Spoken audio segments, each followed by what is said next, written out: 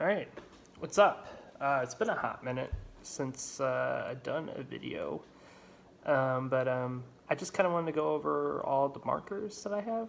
We'll start from when I first purchased to my most recent purchases, and there's 4 of them. But we're going to start out with the first electronic gun that I had. Technically not the first one, technically the second one. My first one's a Proto SLG in 09, 08 that I had. I didn't have that one very long. Had some issues with it. It was kind of common at the time to have issues with them, with the sear and the bumper causing it to jam in the feed neck with the paint. So around tax season at the time, probably 10 years ago, I purchased this little marker, Dangerous Power G3. And I'm going to kind of go over it. Things that I like about it, things that I don't like about it, and what I do with it now. So this was built in 2009-ish, maybe 2010. I purchased it around tax time. I was going to my local field at the time, Extreme Paintball in Illinois. Great field if you ever have a chance to check out that side. A little bit about the marker. So it's a dump valve spool valve marker. As you can see, it is extremely small. I have relatively large hands, but my hand can kind of cover it. So at the time, I really didn't know all that much about paintball guns. I knew how to break them down and work on them. Just watched a review from TechPB from Mike, and I picked one up. I got it at my local paintball store up here in South County. But a little about it, it's a spool valve marker.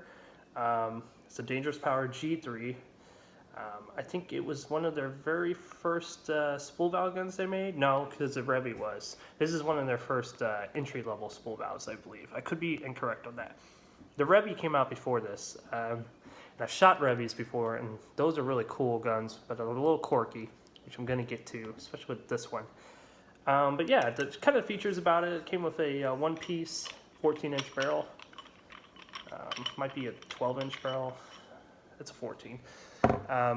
Just a little bit about it. This marker is the dust blue.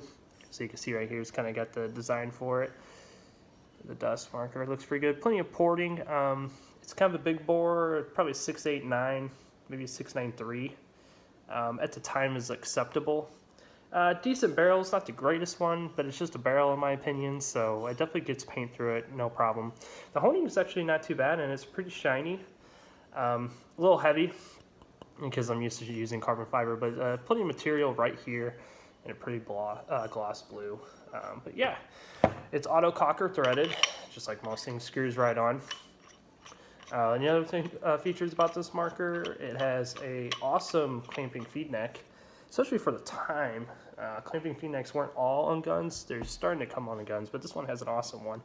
Lever action, and then you have the adjustability right over here, so you can adjust it in and out, which is really cool. It's got teeth inside here, which you can see. Yep, you can see, that could be a good thing or bad thing. At the time, I was using a Pinocchio loader, and the teeth definitely gripped in, but I noticed, like, using it over time, that it started to crack my feed neck on my Pinocchio loader. So it definitely grips it, but one that isn't, kind of like that plastic back in the day with the Halos and the Pinocchio. You need to be careful because it could crack it. These days, loaders like your spires and your rotor with that, the rubbery plastic, I guess you would call it these days. Nylon. I don't think it's going to crack it. It might put some marks in it if you really care about that. But it's definitely a little bit about it. It's definitely a low-rise feed neck, and it definitely does a job. It's gripping on. It's not going anywhere. Just don't torque it down that much. You really don't need to. Another awesome feature about this gun is its ASA. It's a flip-on ASA, which is really cool, on-off.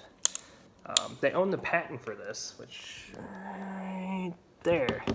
Supposedly they own the patent on the feed neck, lever-locking feed neck, and the ASA. The ASA is great, super easy to grip, flip on and off. The only issue you'd run with it is when I had my Gorilla tank and you had the Myth reg, you can see it kind of gouged it because it's such a small reg that gauge sits really close, and it wasn't adjustable at the time. So flipping it on and off kind of scraped on it. And then there's no, like, if you really get bothered by it, you see that mark right there? It's from flipping it on and off. There's no cushion right there, which I believe they fixed later in the G5, maybe G4. I'm not sure. But yeah, spool valve gun, which is kind of like the Ion, like a dump valve, I believe. It was different than the Proto SOG. Proto SOG used a sear tripper, so it dropped seared bolt, go forward, then air push it back, it'll lock it. This does not. It's just a dump valve. So you just air it out, goes to a reg, monitored, solenoid, boom, boom, boom. The gun is pretty inefficient because of that. Unfortunately, you don't get too many shots off it.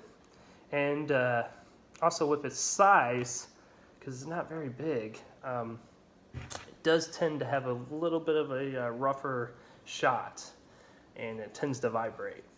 So it's not the smoothest. It's nowhere near like a Ego or a E-Tech models when it comes to shot, how loud it is, but it is a little bit louder than like your Proto Rails and stuff like that around this price range. The marker is, of course, electronic.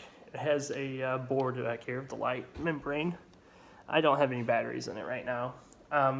The board is kind of sought after. Comes with a couple of modes. Comes with your semi-auto uncapped 25. I think it also comes with a CEOP. Don't quote me on that. I have the manual in there, but I'm not going to look. It's just a different kind of semi-auto. Then it has PSP 5-shot and then NXL full auto back in the day. Because back in the day, NXL was full auto. It go boom, boom, boom, boom, brand, The 5-shot in here is kind of awkward. You got to pull the trigger at 5 BPS to get the ramp, but it doesn't have that 1 second timeout. So as soon as you start getting on it, and then you let off, boom, boom, boom, boom, you got to ramp it back up. So unlike my other guns, you can go boom, boom, boom,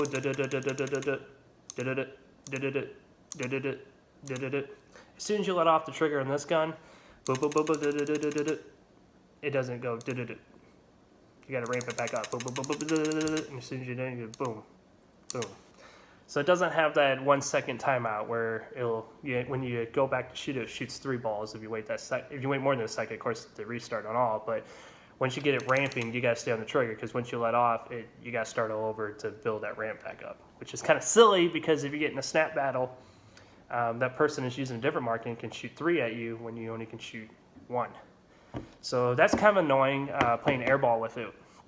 I noticed that it was just, you got to ramp it back up, and you pretty much got to walk the trigger when you're in ramp mode with it, unless you get an aftermarket board.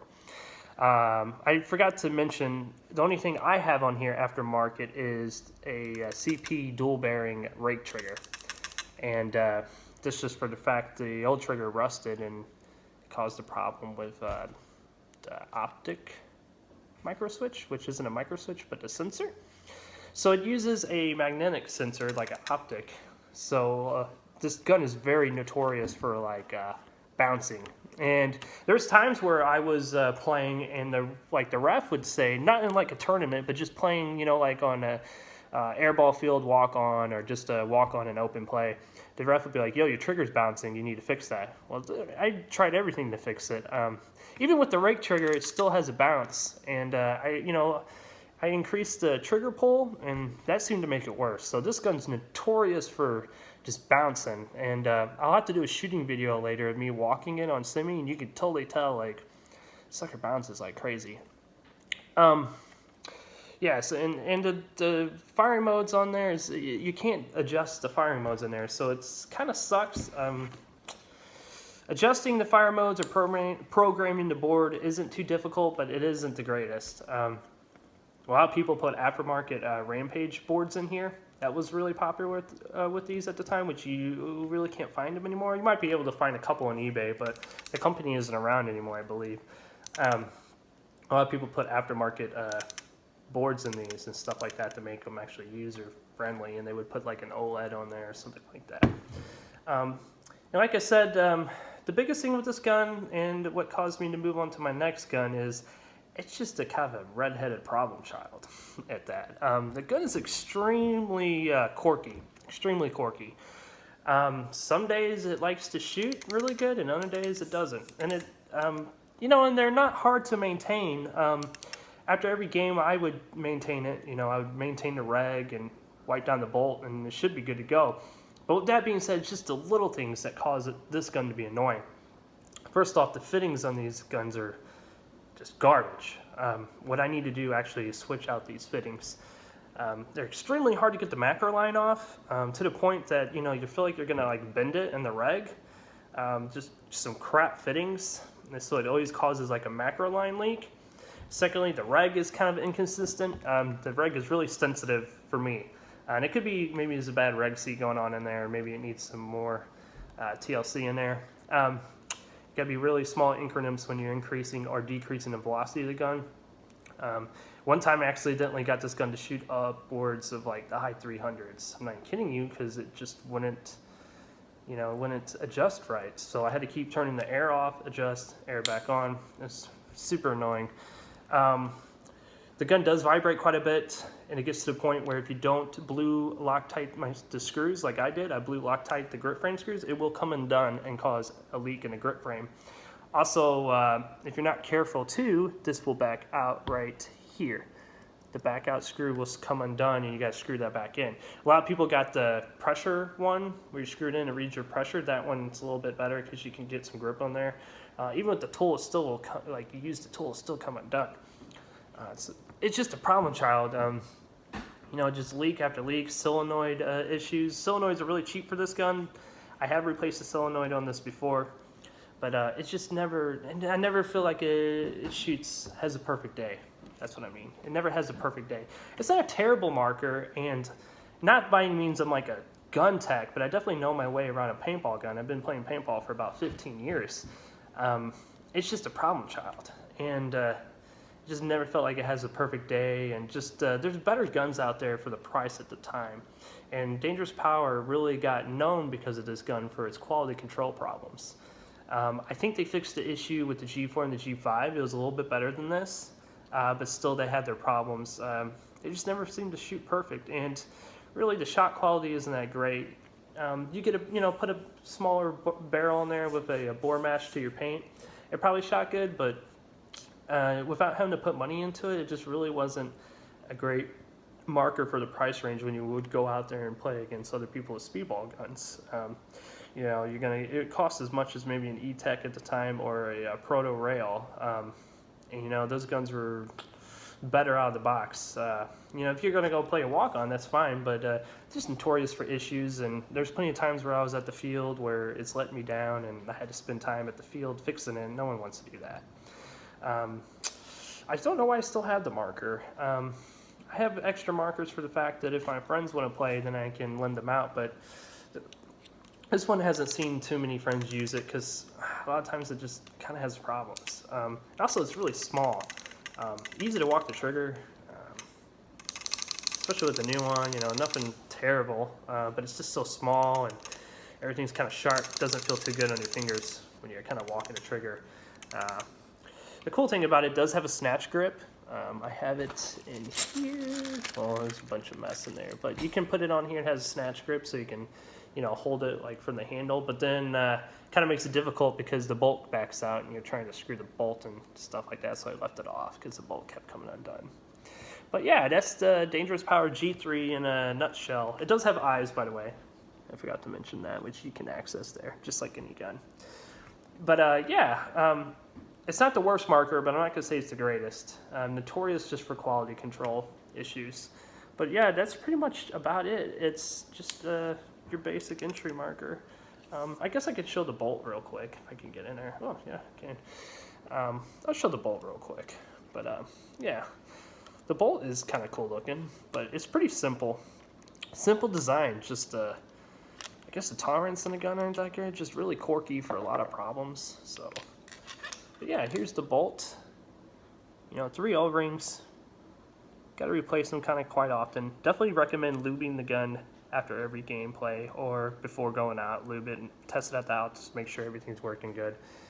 There's also an inner O-ring inside here that's kind of a pain in the ass to get, so it's right about there, right before the feed neck. Definitely got to replace that. Definitely loves O-rings. I mean, definitely loves O-rings, that's for sure. You go through O-rings pretty quick, but it also loves lube. Just modestly put it on there, not a whole lot. That's, let's see. I can't get it to focus. Yeah, there you go. Just like I did.